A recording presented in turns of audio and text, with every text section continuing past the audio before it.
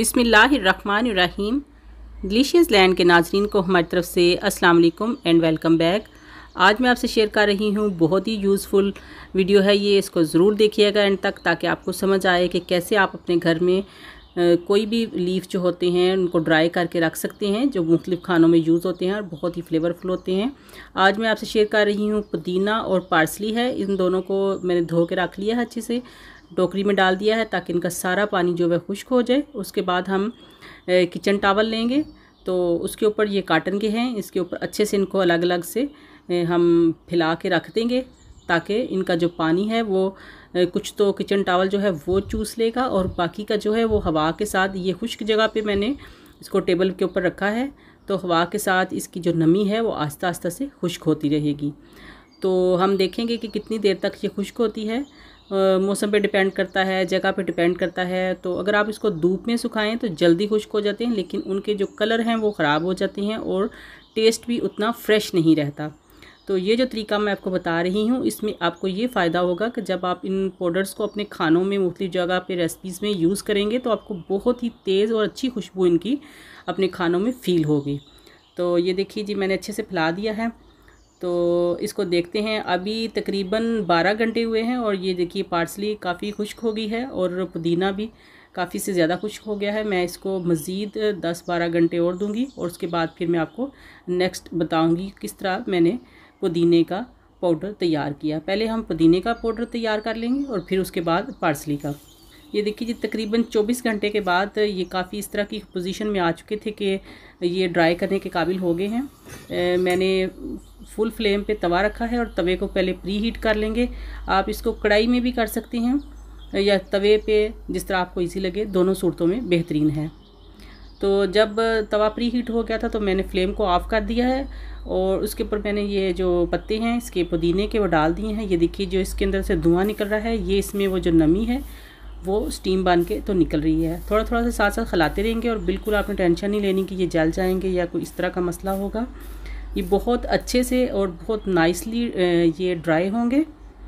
तो उसके बाद जब इनसे धुआं निकलना बंद हो जाएगा तो आप इसको अच्छे से इसी तवे पे फैला देंगे जब तक कि तवे का टेम्परेचर जो है वो नॉर्मल नहीं हो जाता। उसके बाद चेक करेंगे, मैंने इसको चेक किया तो ये काफ़ी ज़्यादा क्रिस्पी हो चुके थे, बिल्कुल इनमें नमी ख़त्म हो चुकी है। अगर आप समझें कि अभी नमी है तो आप एक दफ़ा दोबारा चूल्हे को, तवे को ऑन करके प्री हीट कर लें और ऊपर इसके फैला दें 5-7 मिनट के लिए, तो ये मज़ीद जो नमी होगी वो भी इसकी ख़त्म हो जाएगी।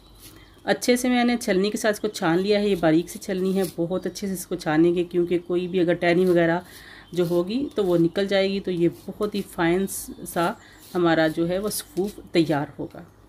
तो ये देखिए जी, कितना ज़बरदस्त ये पुदीने का पाउडर तैयार हो गया है। ये आप दालों में, गोश्त में, चटनियों में, मुख्तलिफ़ सॉसेस में यूज़ कर सकते हैं। बहुत ही ज़बरदस्त इसका फ्लेवर होता है और खानों का लुत्फ़ दुबाला हो जाता है। शीशे के साफ़ सुथरे खुश्क जार में आप इसको 6 माह तक सेफ़ रख सकते हैं।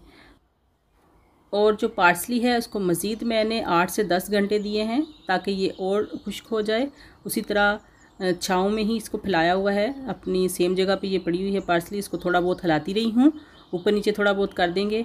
तो ये देखिए जी, काफ़ी ज़्यादा ये भी खुश्क हो चुकी है। तो अब हम मज़ीद इसको ड्राई कर लेते हैं, जो इसमें थोड़ी बहुत नमी बचती है उसको ड्राई करके इसको पाउडर फार्म में कर लेते हैं।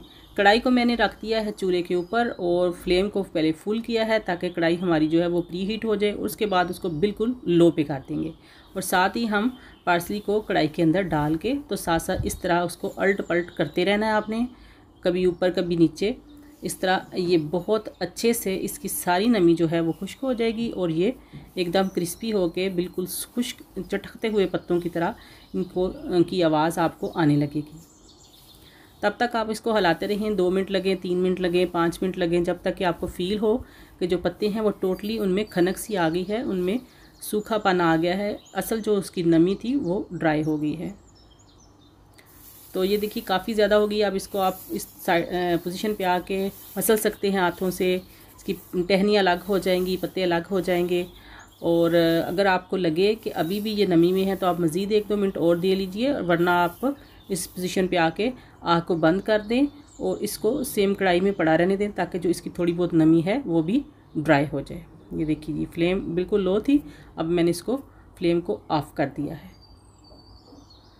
और इसी कढ़ाई में ये पड़ा रहेगा तब तक कि जब तक ये बिल्कुल ठंडा हो जाए, तब हम इसको हाथों से मसलेंगे और इसको भी छान लेंगे।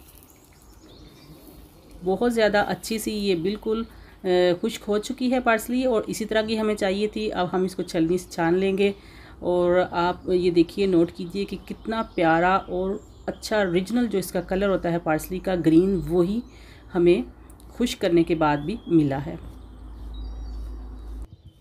तो इस तरह पार्सली और पुदीने का पाउडर बिल्कुल रेडी है। आप इसको साफ़ सुथरे नीट क्लीन ड्राई जो जार होते हैं शीशे के, उसमें सेफ़ रख सकती हैं 6 मंथ तक, उसको यूज़ कर सकते हैं डिफरेंट खानों में। तो मिलते हैं इसी तरह की किसी और ज़बरदस्त रेसिपी के साथ। अल्लाह हाफ़िज़।